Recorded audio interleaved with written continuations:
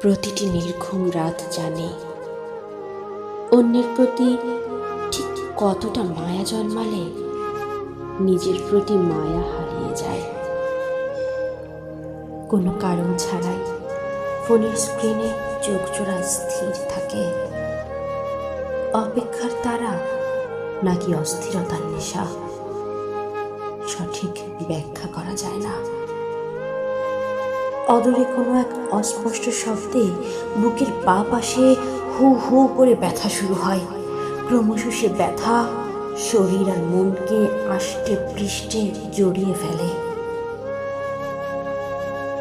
কিছু অজানা অনুভূতি হঠাৎ জেগে ওঠে।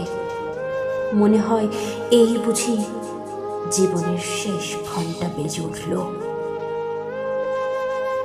তখনই দূর থেকে ভেসে আসে নতুন